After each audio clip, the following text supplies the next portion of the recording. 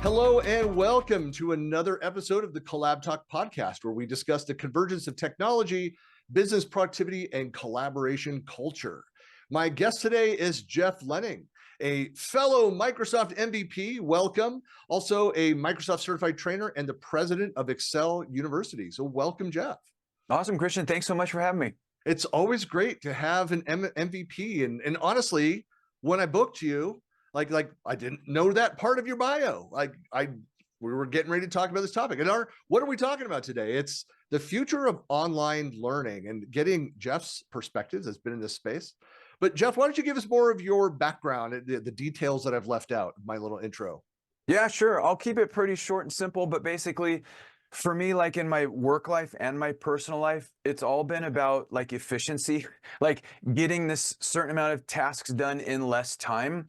And that's what drives like a lot of this stuff. And so, as an accounting manager for a public company, we were doing this monthly close process, which is just every month you have to create the same set of financials and journal entries and calculations.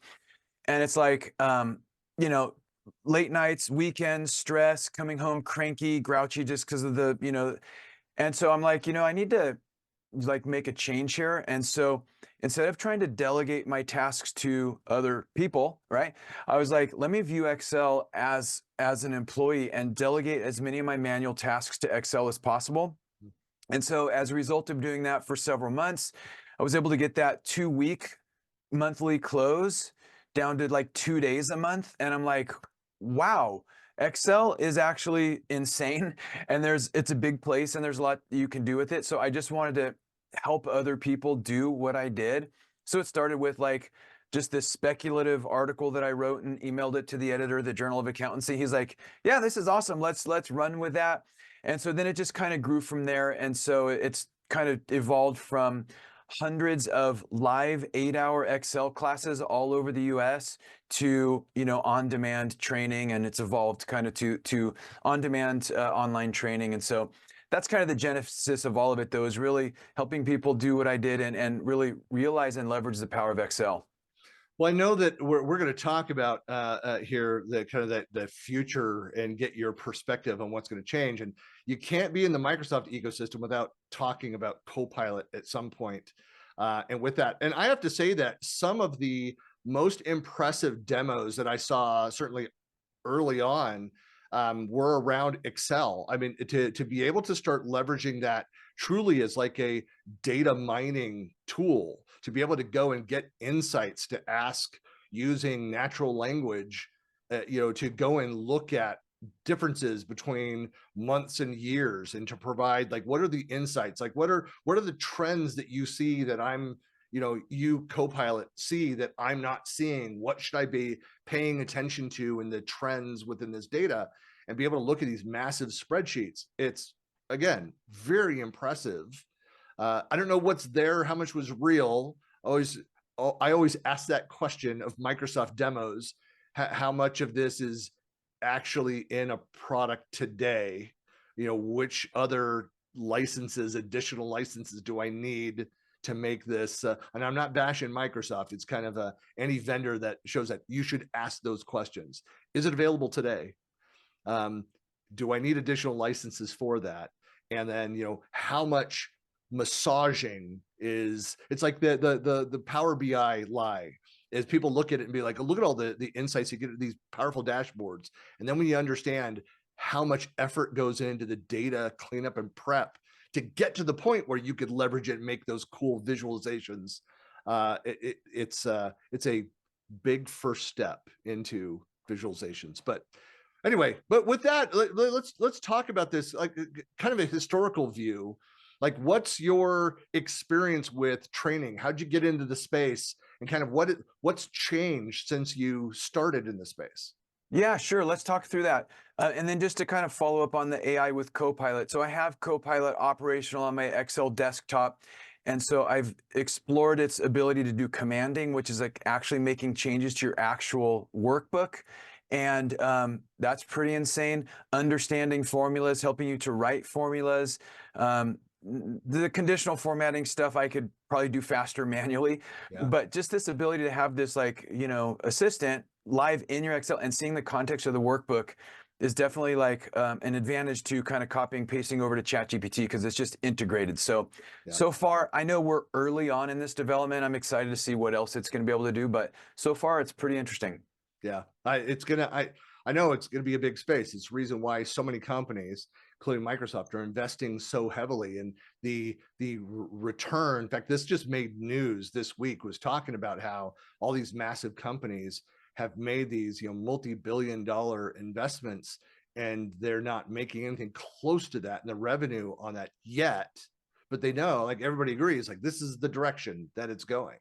And that's an important aspect of, the online education training, whether in person, hybrid, or purely online, is going to impact that. Because that was my first experience. I mean, back in the 90s, I've been in tech for, IT for over 30 years.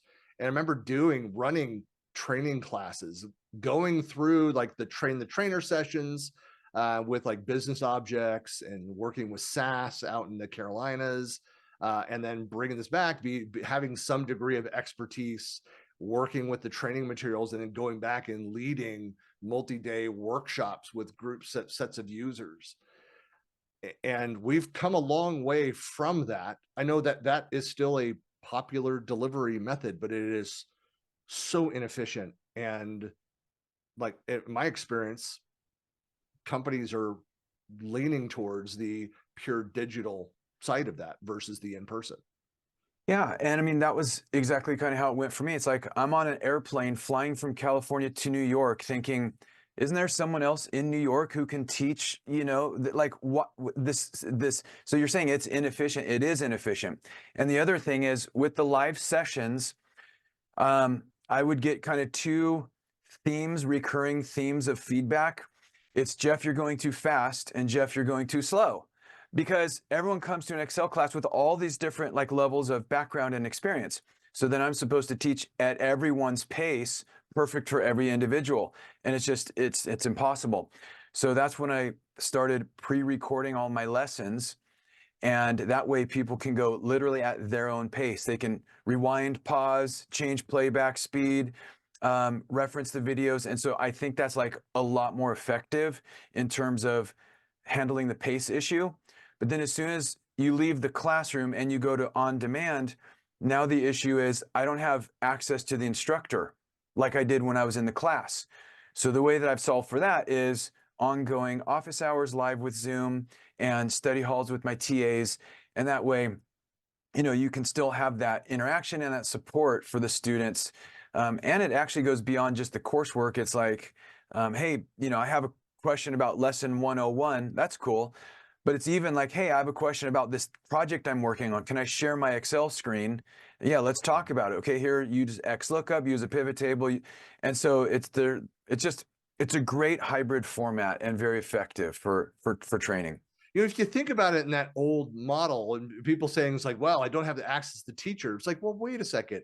If you had a class, maybe you were going twice a week on Tuesday, Thursdays for an hour, you had access to them for 2 hours over the course of a week. If you had questions, you were saving up for that. So how different is it to have like the office hours, have the access that way to the teacher or the TA, the assistant there, or then in between that you have like whether adding to a knowledge base or email based, asking questions, getting answers back. It's like we're much more connected. We're much more responsive to that model than we ever were with in-person training.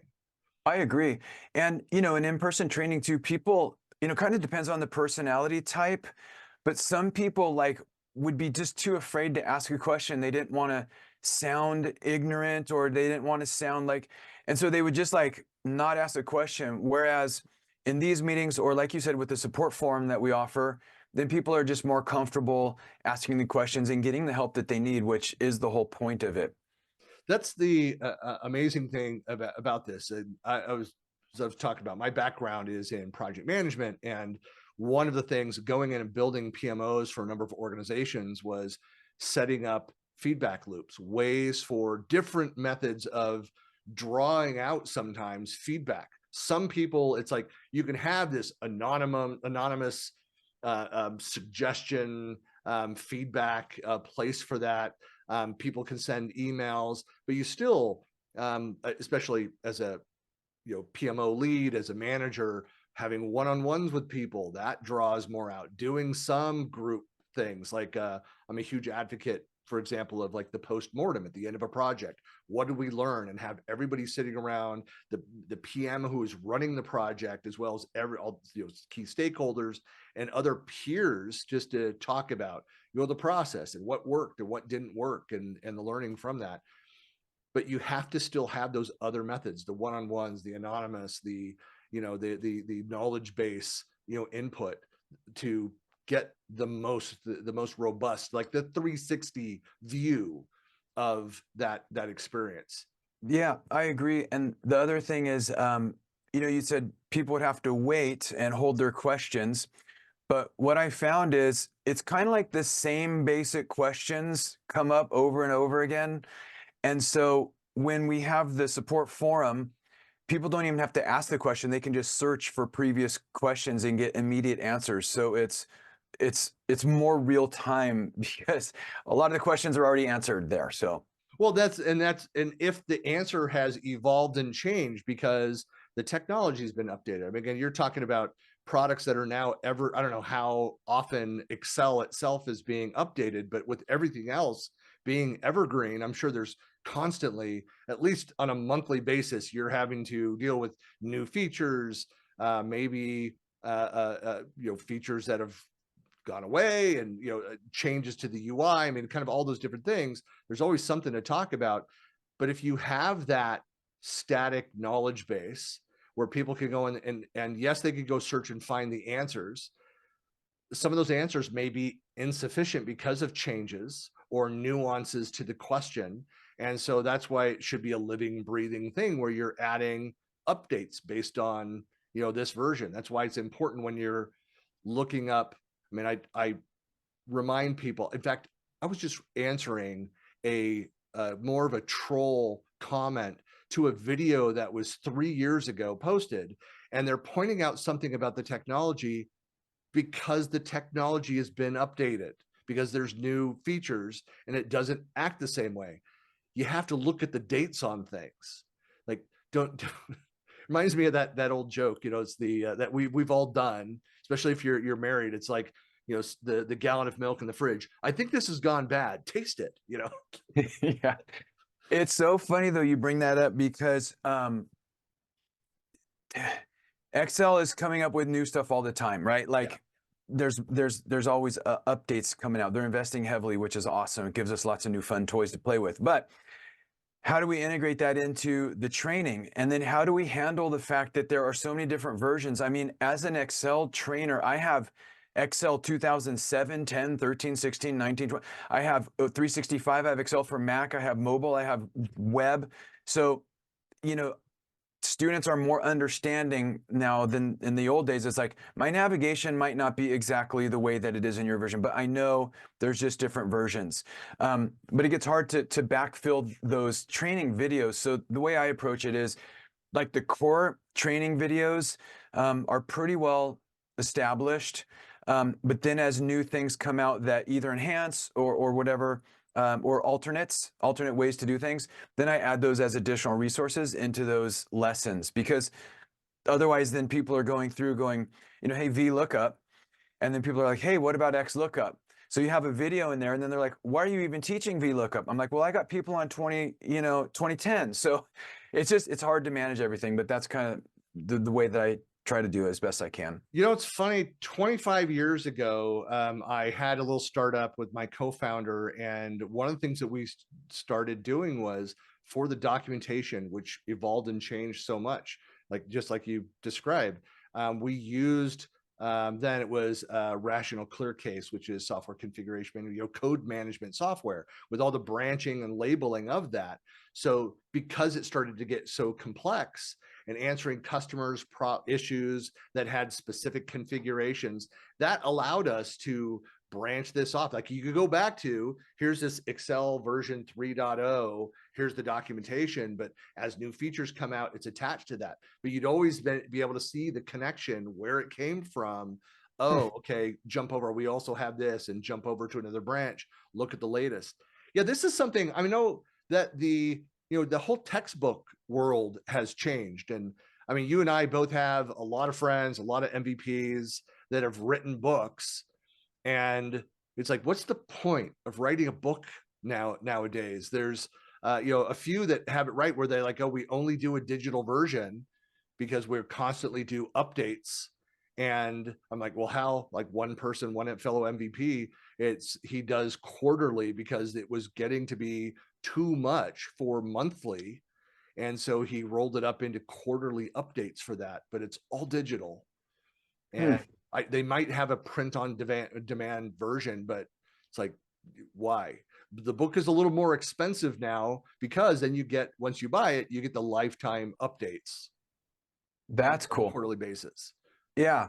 No, I know, because I had 4 books written. So I basically created 6 courses, and they're not really 6 courses. They're really like one big course in a sequence or in a progression. Mm-hmm. But for the first 4 courses, I wrote books that are on Amazon. But that updating all the screenshots, all the navigation, I just let it go. I'm like, it's all online now. So, that's kind of what I teach now, is just the online stuff. But yeah, just maintaining all that stuff over time has been a real challenge. Yeah, my 3rd book, we finished the book around like November. And while it was in technical review in like April, they said, well, the new version is coming out in June. And so it delayed everything. We waited for the update to get early access to it around May. And then it took us several months to go in and update and rewrite stuff and change things. But all of the images out of it was a UI. Yeah, I mean, it just became a nightmare. And it's difficult to go in and teach that. I love the teaching of the concepts versus if you want the minutia, like every possible feature within the application, like it's difficult to teach that way. It's more about, what are you trying to do? The scenario based, go and solve this problem. The core, and then you can go and pick up of the bells and whistles of the UI changes. Exactly. It's like the concept of, okay, we take this export and it has certain labels, and we need to aggregate it and get it to a report that has different labels. So what's the efficient way to do that? Okay, well, we need a mapping table in between. Okay, there's like 4 different ways or more to do a mapping table. So the concept is the mapping table. Now, whether you use VLOOKUP, SUMIFS, XLOOKUP, Power Query, Pivot, Power Pivot, that's up to you. And we talk through those different options, but it's that core concept, and get them understanding, the big picture. And then the function arguments are also taught, but they're almost secondary to the big principle. I remember when some of the the online universities, so like I think were some of them launching around the time of the .com bubble, still building up. So late 90s, early 2000s, where you started to see some different programs, and as they started to get accredited and more serious, and now like every major university has something that's out there. In fact, I'm doing a course that's in partnership with couple Ivy League schools, like Yale's one of them now, doing an AI Coursera course. But it still seemed like education was behind what certainly within the tech company, that world, education for the enterprise seemed to be moving a lot faster towards the pure digital. Have you seen that difference? Like who's asking for classroom led, like the traditional model versus pure digital? Is there a difference between industries? Like what are the changes that you've seen were moving towards digital? Yeah, so currently the the training that I do is within a proper LMS. It's based on Moodle, but it's professionally managed by Open LMS. They do a great job. And so, that has a long legacy in education, of course. And so it has all the features I need. But in terms of requests for live sessions, I get those all the time. And I have to basically turn them down because I don't do any live traveling or any live events anymore. And so those are going to be really not individuals, but they're going to be companies who have heard about me. Maybe their student, the most common line is one student takes my on-demand course and they would, this class is really good. We should get him out and do a group thing.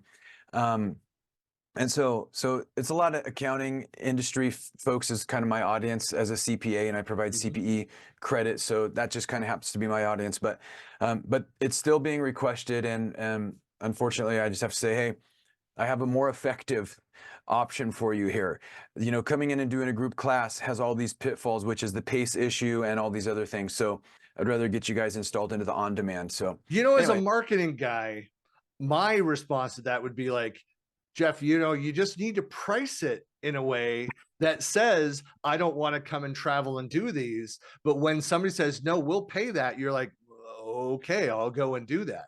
Because I think you're leaving some money on the table out there. So it's you want to discourage those requests, but if they're like insistent, be like, okay, this is what it costs to go and do that.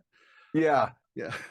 Yeah, like price it so insane where they're like, okay, that's fine. Yeah. I've got a good friend of my, fellow MVP, works out of San Francisco, Michael Knoll, and he watching his travel schedule for a few years when we were doing some pre-pandemic, doing a lot more travel. We were at a conference. There were two conferences used to be in one in Australia, the next week over in New Zealand. And so it was always, I love doing those because the extended weekend in between, I'd have like a 4-day let's go do a trip and explore those two countries. And so I've been predominantly in New Zealand. I've been everywhere in that country and, love it. I'd love to live there. But anyway, now there's grandkids. It's never going to happen, too far away from family.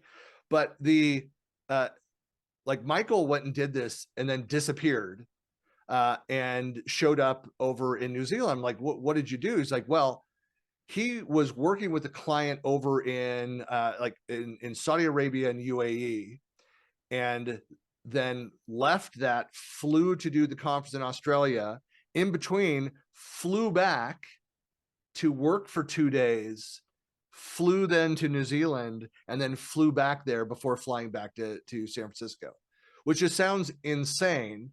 But it's that scenario where they're like, whatever it costs, like, we'll pay for all that travel to have you as much as possible those hours. So again, you just price it in a way where it's the, no, I don't want to do it price, but when they say, no, we'll pay it, you go and you do it. Well, that's good advice, man.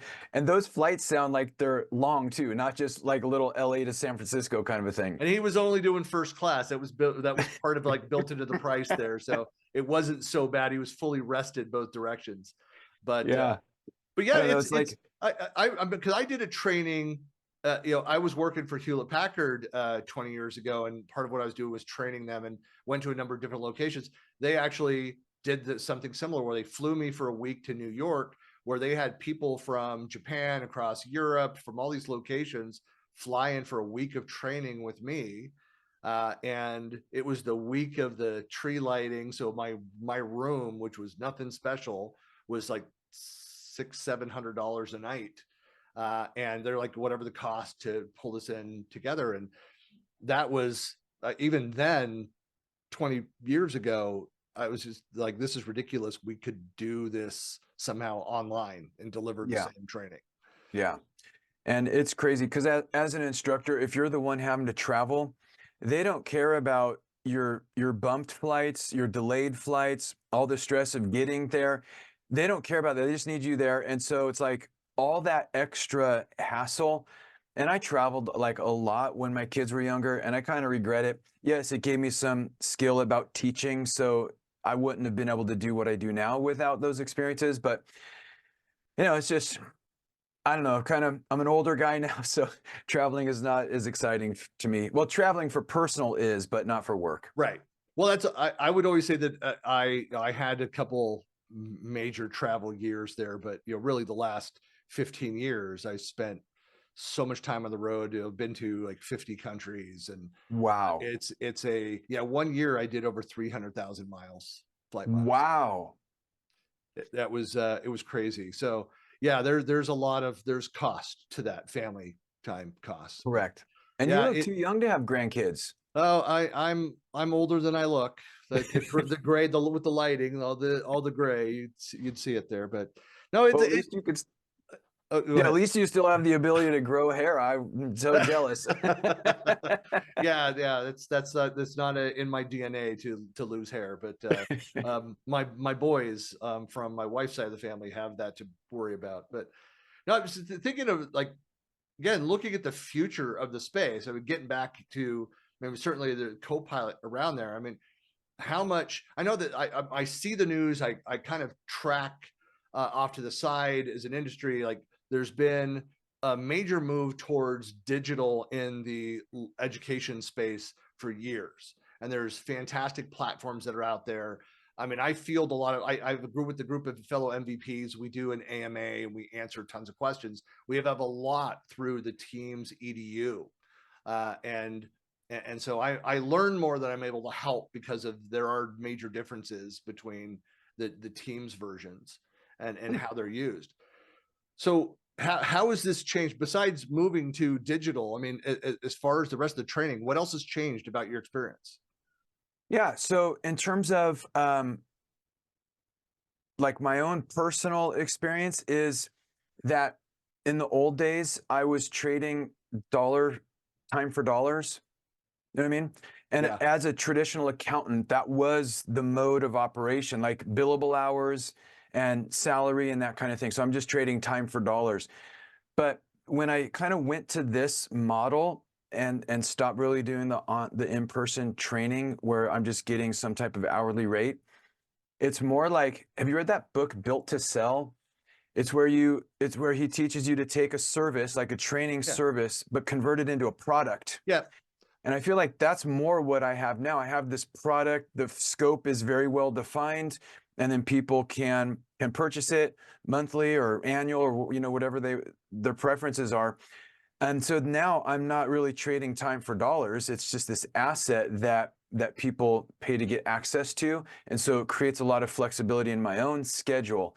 And so I'm not sure if that's where you were going, but yeah. Well, I mean, that's part of it. Yeah. And I refer to that, the productization of services. Again, yes. Marketing guy, and I've primarily worked with product companies, but I do have, like, right now, a major partner, consulting partner, and helping productize. So, and it's just a, packaging of those. But part of it is exactly what you just described, is like to take these, learning assets, the courses, some of them are short courses that you offer for free. Others are, look, these are typically, you'd pay thousands of dollars, maybe thousands of dollars per day to have an expert come out and provide this to a team of people. It can be done at a much reduced cost, but for the creator of that, for the educator, it's a way to scale that.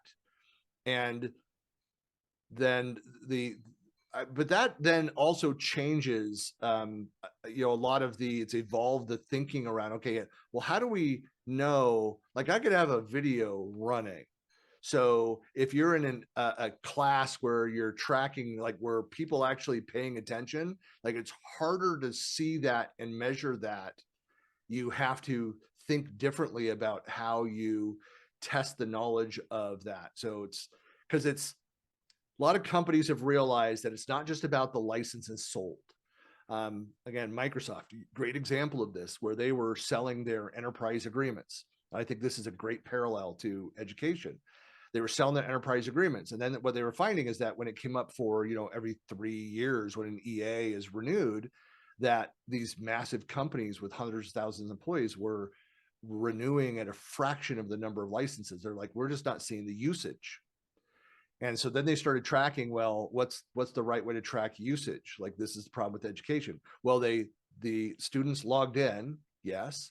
Well, they ran the video for the full length, and we have the analysis to see whether they hit play, if they skipped ahead, like but now there's intelligent ways of even introducing, pausing the video somewhere in the middle of it and asking questions, for comprehension. Are they following along with those things? By giving them only a certain amount of time to answer those questions before moving on, before it restarts. So I mean, it just has changed the way that a lot of educators have thought about how do we go compile these courses, to make sure that we're not just getting logins and saying, yes, I completed the course, the pure trust, but the honor system, but we're actually able to track and measure who's actually doing these things. I mean, yeah. And so, my goal is to help my students be successful. If they don't do the training, they're not going to get the value out of it. So I do everything as I can to motivate them to continue with the training. So it's these live office hours, which we've talked about, but I've also spent a ton of time in the gamification area. And so I have a ton of different gamification elements like XP, leaderboard. I have story mode. Okay, so I don't know if you're a gamer, but story mode versus just kind of free for all. So you're going through the this cinematic, the movie version of that to get there, right? Yeah, correct. Okay, so I have built that, and so I went around town and I did all these cut scenes. And so the basic plot line is you basically use what you learned in that lesson to help campus security with their investigation. And so you're unlocking clues as you go. So you have to apply, okay, we just learned about X lookup. So you have to apply that to, it's almost like a blend of an escape room also, because you're opening up this workbook and you're unraveling the clues and solving the puzzles using the Excel skills. And then you feed it back into a quiz, which unlocks the outro or the intro. And so I've tried to do a lot of that kind of stuff as well. Yeah.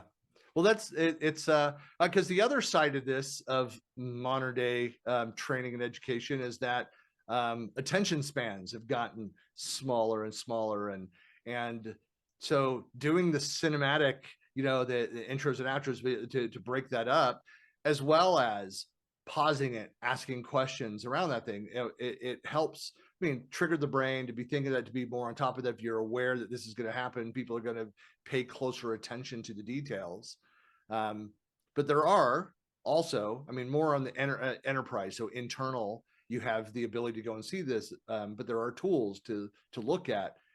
While this person was watching the video, they were pulling up and actually active over in Outlook and email, doing other work, not actually paying attention. So there are tools, there are methods to track that kind of behavior. Of course, you see, it's still funny to see like that.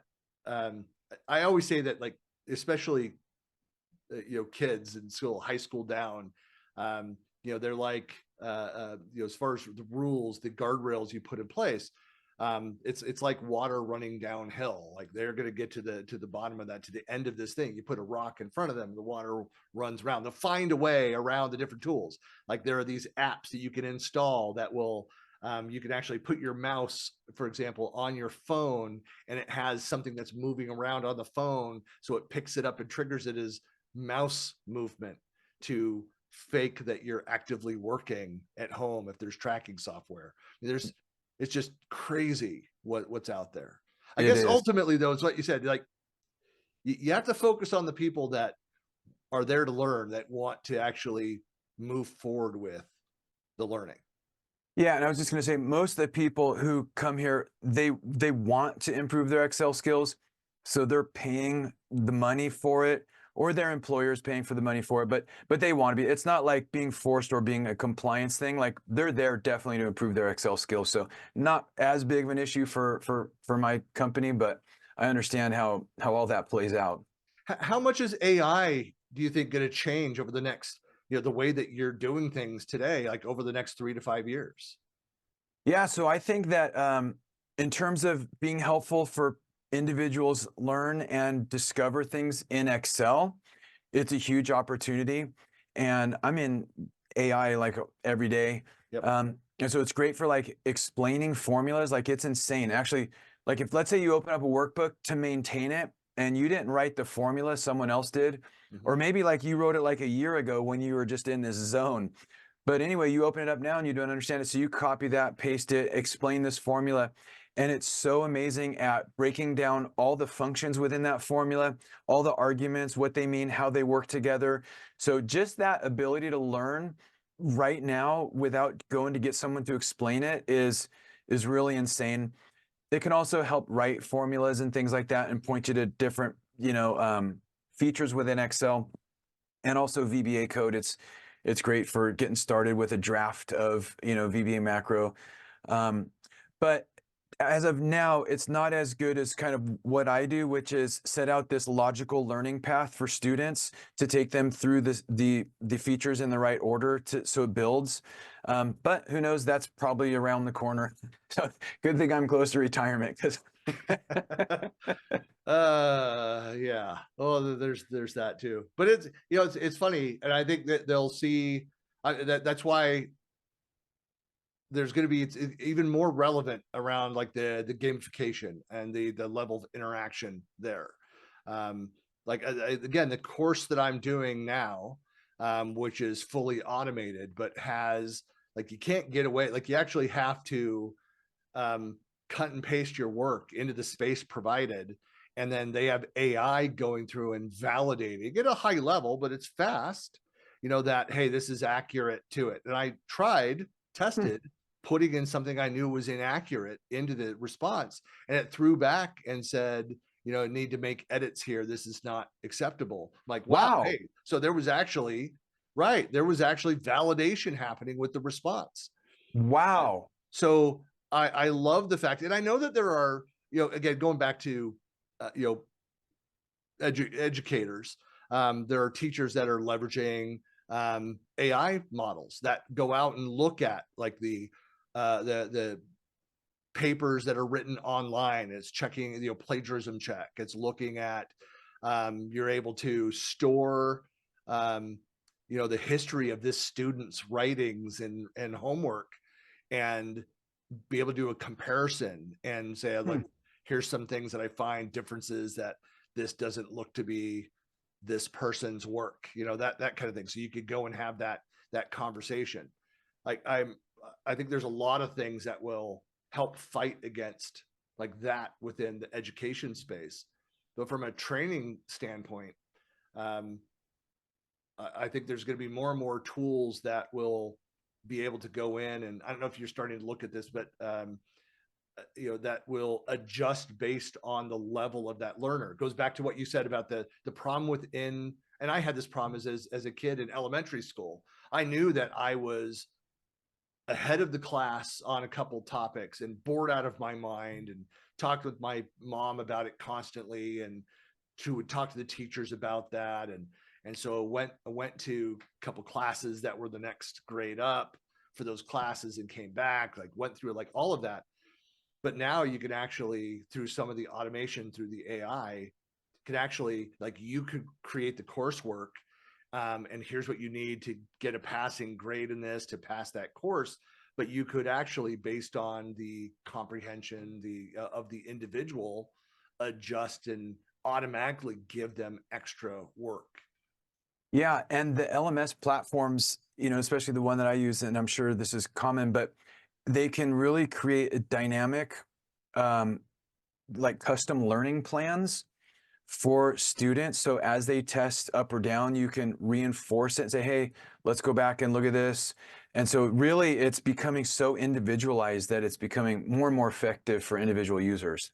Yeah, and if you want to see that if anybody's done what we're talking about here, like a great example is, I'm like a lot of people in the US, like I took Spanish in junior high and high school, like 3 years of it, and remembered almost nothing. And so I've started up using Duolingo. And so that has all the gamification. It's like the daily things. I'm one of those personalities, like I'm driven by leaderboards and a lot of the gamification. But to this point, like it's constantly going in and looking at what are the the verbs, what are the areas, the concepts that I'm struggling with, and it will incorporate that stuff back in, that repetition back in. So it's different for every user within that. There's the modules, like I could be at, hey, I'm at, lesson 3, step 20. And, and mine could be so much easier than this other person who's almost done with, lesson 2, but because their understanding is so much better, they performed better, it's tougher for them. Yeah. Oh, Duolingo is a great app. It's crazy. They teach Klingon in there too. I tried that, but Really? it's way hard. Yeah. Oh, any other do they have Elvish? I'm more of a Lord of the Rings than I am. Like, do they have anything like that? I don't know. I Probably. need to go look. But it reminds me a little of like my daughter's Spanish flashcards. It's like, if she misses a word, I don't put the card down. I put it in the back of the deck so that she will keep getting, she'll keep getting those words that she misses. I don't put it down until she's got it locked. So same concept. No, in fact, that's the thing. I'm serious about getting back into it.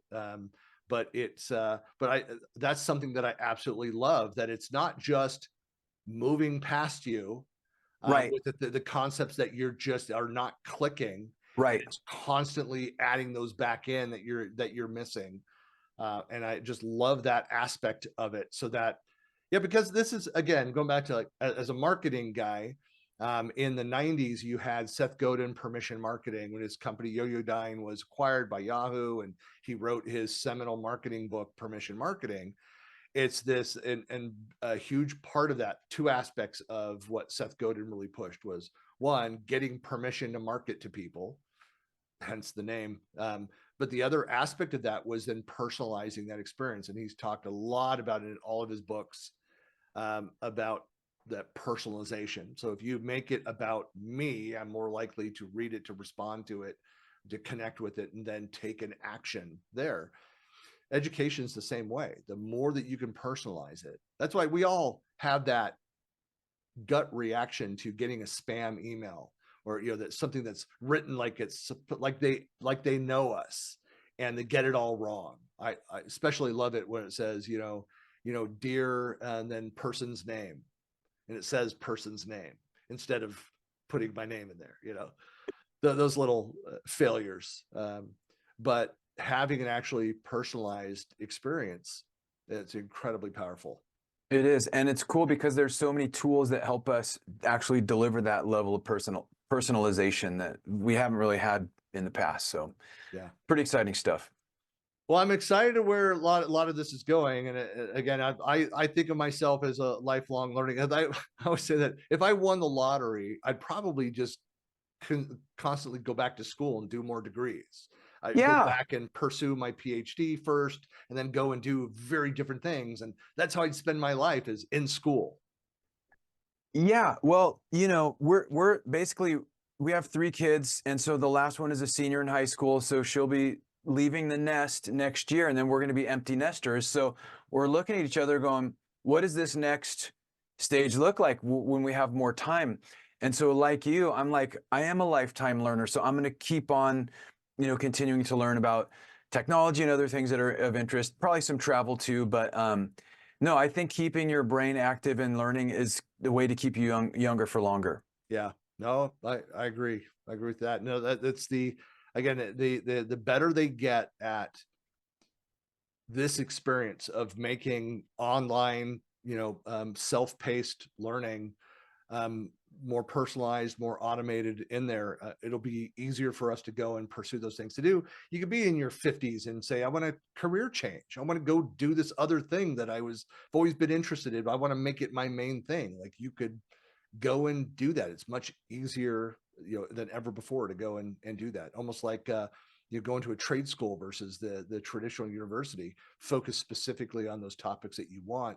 Go and build the skills. And now that the world is more accepting of, not going down that traditional path, but like, I've got a brother-in-law who his only professional education was doing a code camp, and he aced it because he could already do it, but he needed the 12-week certification just to get the foot in the door to be able to have that, and now doing very well.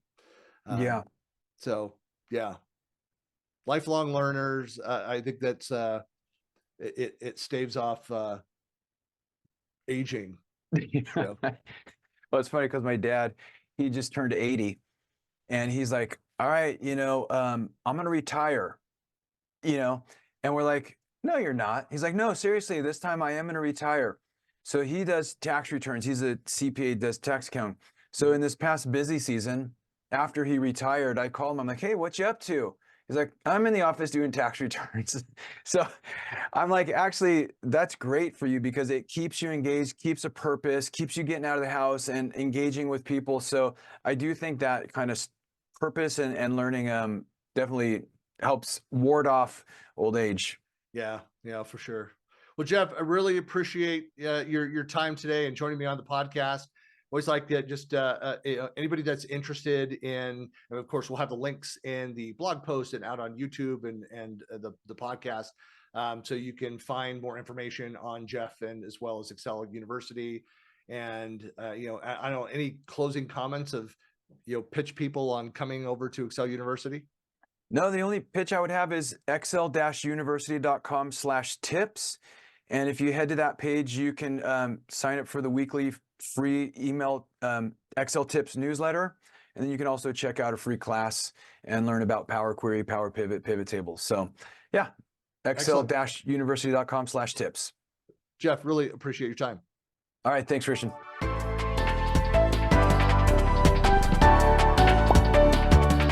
You've been listening to the CollabTalk Podcast. New episodes are published weekly, and you can find us on Spotify, Apple Podcast, iHeartRadio, and most other podcast platforms. Thanks for listening.